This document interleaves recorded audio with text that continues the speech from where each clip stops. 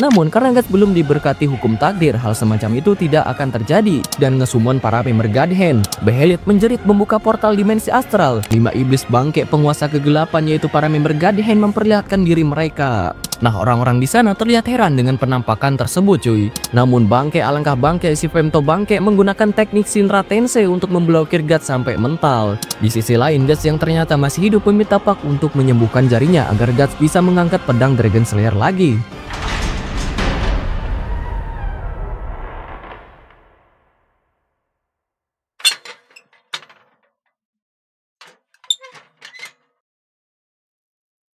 Yo, selamat datang di channel Game Frontier bareng bro sang pembantai Firaun alias Bukusina yang menjadi narator di segmen Fable Core. Jadi kali ini kita akan melanjutkan kembali cerita dari volume sebelumnya, yang dimana di volume sebelumnya itu Mas Guts dibuat tepar sama si botak Kon. Nah tapi tentu ini semua belum berakhir begitu saja cuy. Ya masa seorang Black Swordman mati di tangan Lintah Tsunade, kan nggak mungkin lah ya. Oke, apakah bro semua sudah penasaran dengan kelanjutannya? Ya udah, tanpa banyak lagi wacincong, kita langsung gasken masuk ke ceritanya.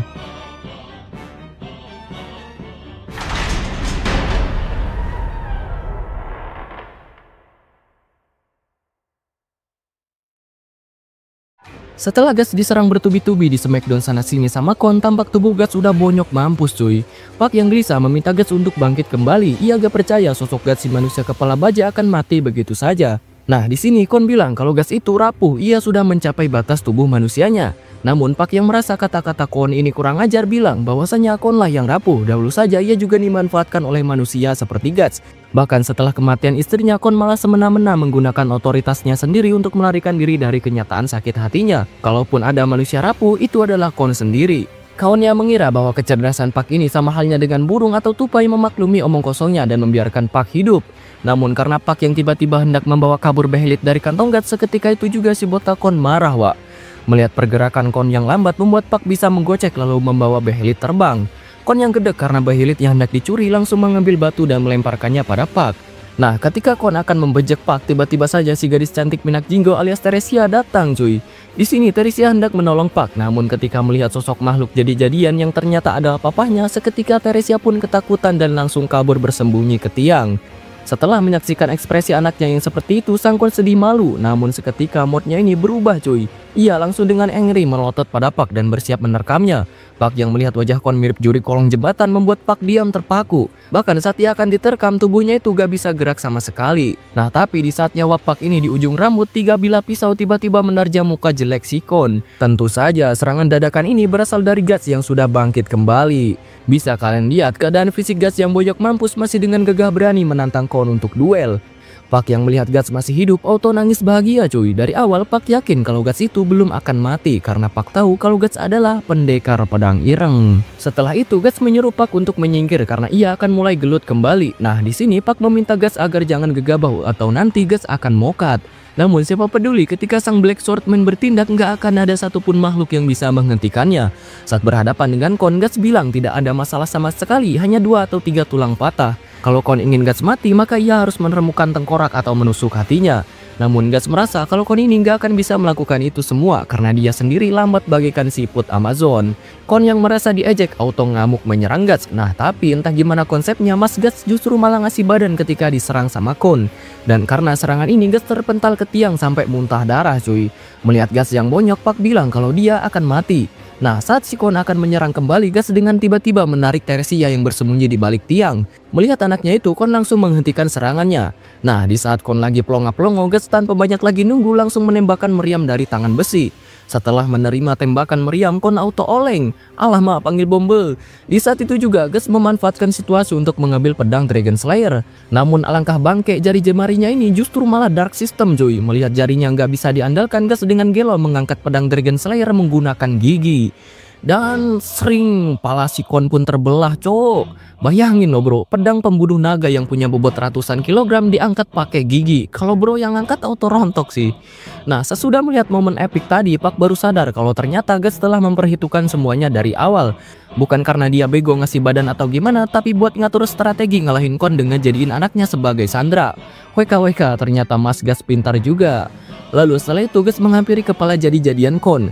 Terlihat ekspresi si Kon sangat ngenas mampus cuy. Dan ketika Guts menusukkan belatih di mukanya, ia merengek kesakitan. Tah sia rasain di comeback Mamang Guts. Pak yang melihat itu meminta Guts untuk berhenti menyiksa Kon di depan anaknya.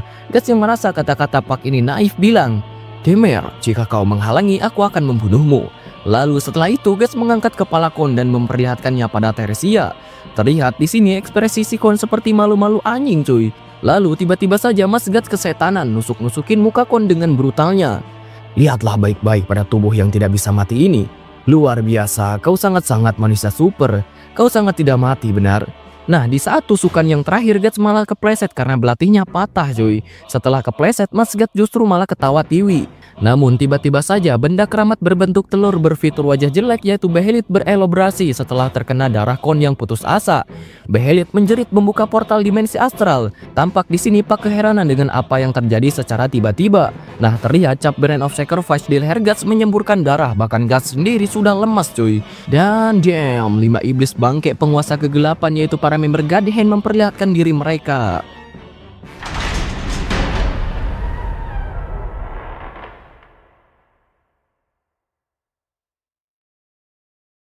Setelah Behelit membuka portal dunia astral, terlihat dari luar bentuk dimensinya seperti gelombang tornado. Nah, orang-orang di sana terlihat heran dengan penampakan tersebut cuy. Beralih ke dalam dimensi astral, para member God Hand yaitu Conrad, Ubix, Len, Femto, dan Void datang karena panggilan dari Kon. Guts yang melihat Femto berteriak penuh dendam. Nah, ketua mereka yaitu Void berkata bahwa rasa putus asa dari Kon lah yang memanggil mereka ke sini. Kon memohon kepada para member God Hand untuk mengabulkan permintaannya, yaitu mengorbankan Guts sebagai tumbal. Namun hal tersebut ditolak karena keinginan Kon yang sebenarnya bukanlah balas dendam, melainkan ketakutan akan kematian. Setelah dikasih info seperti ini, si Kon malah bikin alasan bahwasanya Guts adalah orang yang menghancurkan para apostle. Seharusnya para member God Hand ini menganggap Guts sebagai musuh. Mendengar alasan Kon yang goblok, para member God Hand ini tertawa dan berkata, "Sebagian pelayan tidak berharga yang terbunuh tidaklah penting bagi mereka. Keberadaan Guts yang kecil di bawah perhatian kami." Guts yang mendengar ucapan para iblis bangke ini auto gak terima dan langsung bangkit bersiap menyerang Femto.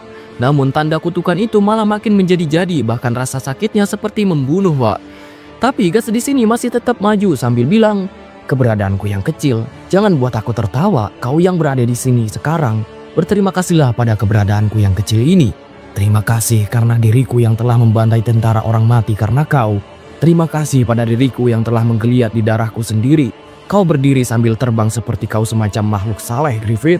Dengan perlahan-lahan Guts mulai mendekati Femto, namun ketika beberapa langkah lagi tanda kutukannya malah semakin gila nyemburin darah. Femto yang melihat itu menjelaskan bahwa tanda kutukan akan merespon rasa sakit jika di sekitarnya ada iblis.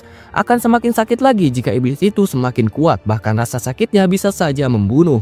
Guts yang terus-menerus merasa sakit hampir dibuat gak sadarkan diri cuy. Namun karena tekadnya yang membara, Guts bangkit dan langsung menyerang Femto.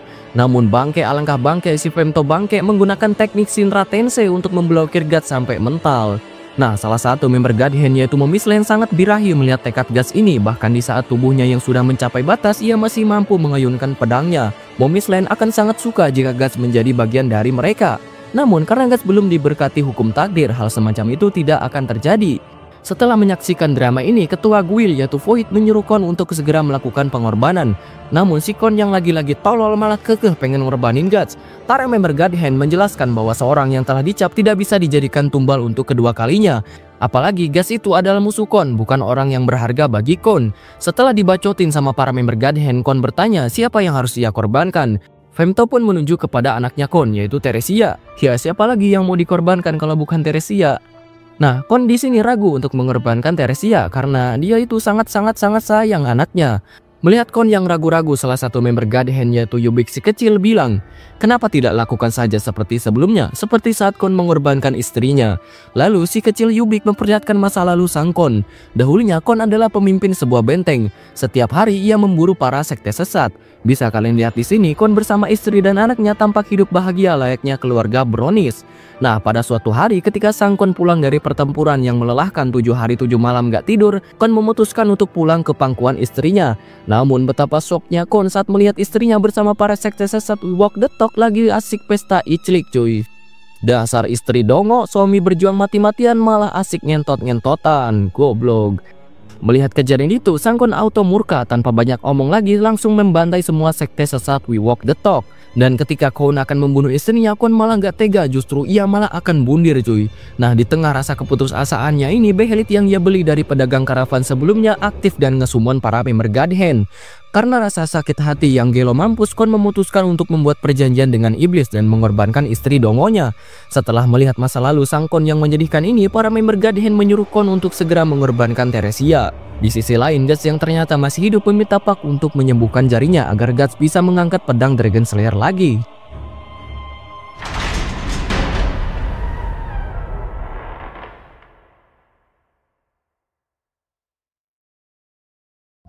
Sesaat kita diperlihatkan masa lalu Guts dengan Femto, yang dimana Femto adalah sahabat Guts. Kedua orang ini sudah seperti saudara yang saling melengkapi. Waktu itu Femto atau Griffith ini terlihat sangat bersinar bagaikan lampu LED.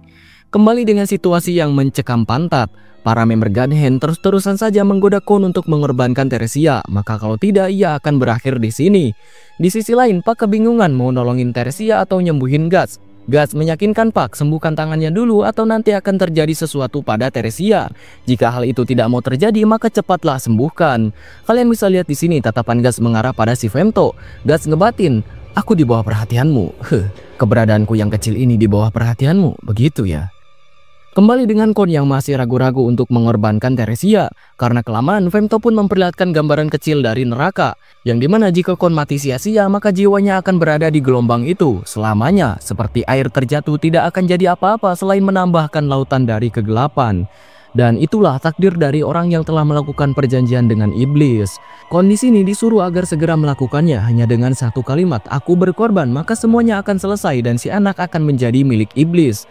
Namun tetap saja Kon ini tidak mampu untuk melakukannya, apalagi ketika dia melihat wajah Theresia yang minat jinggo, hati Kon ini dibuat luluh cuy.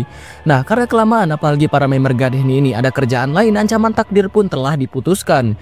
Jadi Kon tidak bisa mengorbankan Theresia dan mau gak mau dia akan diseret ke neraka oleh jiwa-jiwa orang mati. Terlihat di antara orang-orang mati itu ada Vargas El Vargaso yang ikut join cuy.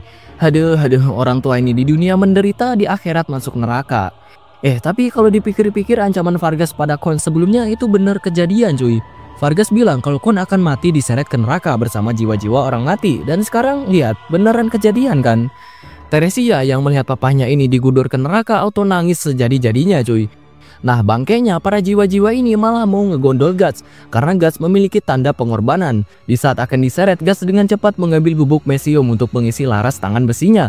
Ketika sudah terisi, Guts langsung menembakkan meriam tepat ke arah Femto. Nah, karena tekanan tembakan dari meriam membuat Guts berhasil terlepas dari cengkraman para jiwa koplok. Namun tentu saja tembakannya tadi gak ngaruh sedikit pun pada Femto. Dan setelah itu para member Godhand ini cabut dari TKP. Sebelum pergi, Femto dan Guts saling tatap menatap. Dasar Femto bangke, sini ku aing di pushball ya. Sesudah semuanya berakhir, dimensi astral juga sudah hilang. Cuaca di luar tampak indah seperti saat kita bertemu, anjay. Theresia yang tidak percaya dengan semua kejadian ini terus-menerus nangis gak karuan. Bahkan dia sempat pengen mati cuy. Guts yang melihat Theresia seperti itu memberikannya sebuah pisau untuk bundir dengan cara memotong urat nadinya. Namun Puck yang tidak mau hal itu terjadi meminta pada Theresia agar jangan gegabah. Nah, di saat-saat seperti ini lantai di bawah Theresia tiba-tiba roboh wak. Melihat Theresia akan terjatuh, Guts dengan refleks nyodorin pedangnya. Terlihat Theresia ini sebenarnya belum pengen mati cuy. Ya berarti yang tadi itu cuman gegayaan doang. Dasar bocil-bocil cuman ngerasain secuil penderitaan Guts udah pengen mati. Setelah ditolongin, Theresia ini bukannya terima kasih malah marah-marah gak jelas. Dia nyalahin semuanya ke Guts dan suatu hari dia akan berjanji membunuh Guts. Guts yang mendengar itu hanya bilang, "Baiklah, aku akan siap kapanpun kamu siap." Lalu Guts pun pergi sambil membawa mantel dan Behelit. Nah, bro juga bingung cuy, ekspresi Guts ini tiba-tiba saja sedih. Apa karena rasa sakit setelah bertarung atau perkataan dari Theresia gitu? Atau malahan melihat masa lalu Kon? Entahlah, tebak aja sendiri.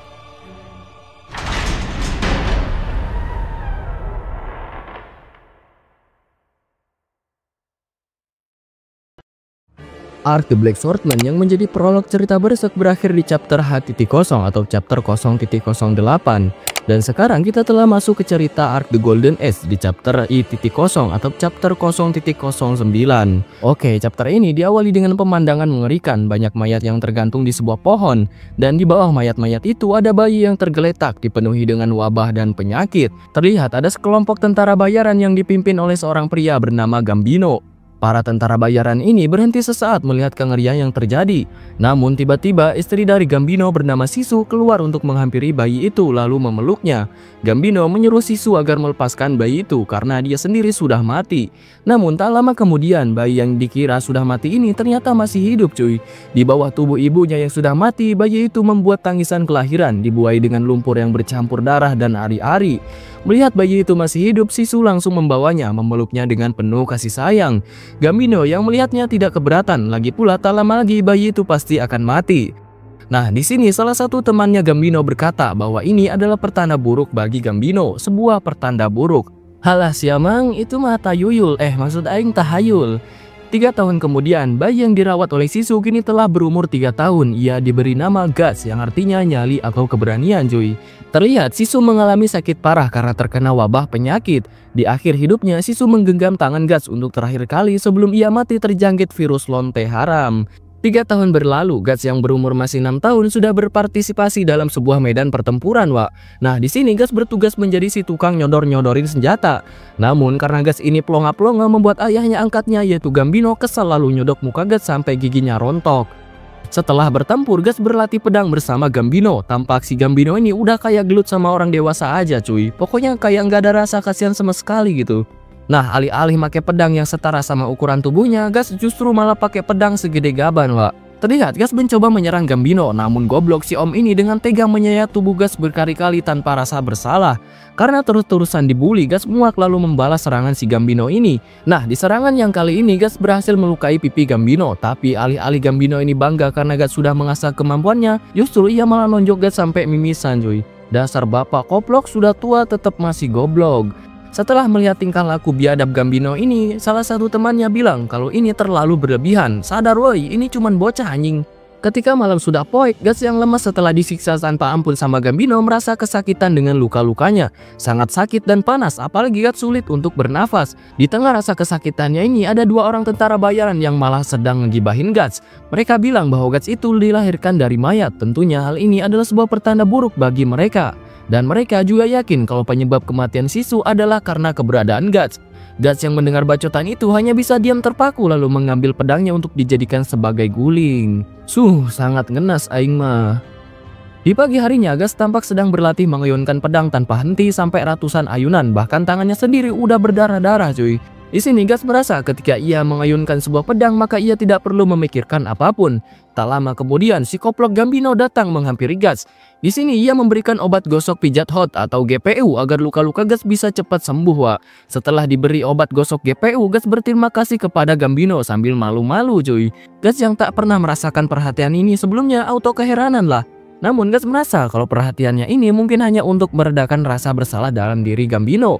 3 tahun kemudian, terlihat di sebuah benteng terjadi pertempuran besar-besaran antara 2 kerajaan. Nah, di pertempuran ini Mas Gambino ternyata juga join. Dan kalian juga bisa lihat Guts yang sudah berumur 9 tahun. Harusnya di umur segitu tuh main FF cuy, ini malah udah join tempur. Emang drill kehilangan masa kecil sini.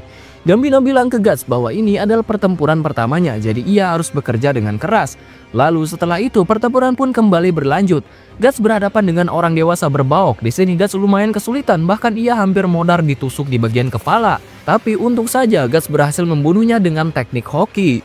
Namun setelah membunuh prajurit tadi, Guts kena bokong sama sosok pria raksasa bersenjatakan lato-lato. Dan ketika Guts akan dibunuh, si raksasa lato-lato ini malah mati duluan dibokong sama Gambino. Sungguh absurd aing mah, saling bokong-membokong. Gambino bilang bahwa ini bukan lagi latihan, tapi ini adalah pertempuran nyata. Kalau udah bunuh 1 orang langsung gerak nyari lawan lagi. Dan singkatnya pertempuran pun berlanjut hingga bentengnya bisa dijebol. Setelah pertempuran selesai, tampak para tentara bayaran ini sedang ngantri jatah gaji dari kakek Sugiono. Nah, di antara orang-orang itu ada Guts yang lagi ngantri cuy. Setelah mendapatkan gaji pertamanya, Guts si anak baik memberikan semua uang kepada Gambino. Tapi bangke si kolot ini malah cuma ngasih sepeser ke Guts buat beli roti gepeng. Meskipun hanya diberikan jatah seuprit, Guts tetap tersenyum dan bersyukur atas nikmat yang telah diberikan. Di sisi lain, ketika Gambino lagi nyewa LC, ia dihampiri seorang pria bernama Donovan yang punya tampang kayak Pedidi, anjir. Gambino bilang, Apa ada sesuatu yang bisa aku lakukan untukmu, Donovan? Entah transaksi judol apa yang akan dilakukan oleh keduanya. Seketika malam pun poek, Gas yang gak punya baju tidur terpaksa bugil, dan karena kebugilannya ini Gas merasa kedinginan ekstrim cuy. Namun tiba-tiba saja sesosok Irang menyelinap masuk ke tenda Gas, dan ternyata sosok Irang tersebut adalah si Donovan. Gas yang kaget saat akan diterkam auto refleks ngambil pedang, tapi si koplok Irang ini menghentikan Gas dengan sangat mudahnya. Entahlah apa yang akan dilakukan oleh si Irang ini sampai masuk ke tenda Gas di tengah malam. Namun ya, cerita volume 3 pun berakhir di sini cuy. Gimana? Seru nggak? Oke, seperti biasa kita akan lanjutkan kembali cerita Gelo ini di video selanjutnya. Kita akan segera mengetahui apa yang akan dilakukan oleh si Donovan terhadap Gas. Jadi sekali lagi jangan lupa di subrek agar gak ketinggalan info terbaru dari JM Frontier. Oke bro, di sini izin pamit dulu karena sudah dipanggil sama Abah Skolnight. Katanya sih beliau ngajak ngopi di Vortex gitu. Ya udah, jadi see you next time. Bye bye. Bahkan setelah kematian istrinya, Kon malah semena-mena Kon yang mengira bahwa ia langsung dengan angry melotot pada Pak dan bersiap menang. Tentu saja serangan dadakan ini berasal dari Gas yang sudah bangkit kembali. Bisa kalian lihat keadaan fisik Gas yang banyak mampus masih dengan gagah berani. Bisa kalian lihat. Namun siapa peduli ketika sang Blade surat kalau Kon yang merasa melihat anaknya itu, Kon langsung menghentikan serangannya. Namun alangkah bangke jarum. Lalu setelah itu Gas menghampiri kepala jadi terlihat ekspresi si Kon sangat ngenas mampus cuy. Dan ketika Gas akan menusukkan belati di mukanya, lalu tiba-tiba saja Mas Gas karena kelak yang dimana jika Kon mati terlihat di antara orang-orang mati itu ada tapi kalau dipikir-pikir ancaman Vargas pada Kon sebelumnya itu benar kan. Karena tekanan tembakan dari meriam membuat Gas berhasil terlepas dari cekar. Bahkan di saat Gas yang melihat Teresia seperti itu memberikannya pedang. Di saat-saat seperti ini lantai di bawah Teresia terlihat Teresia ini dia nyalahin Gas. Lalu Gas pun pergi sambil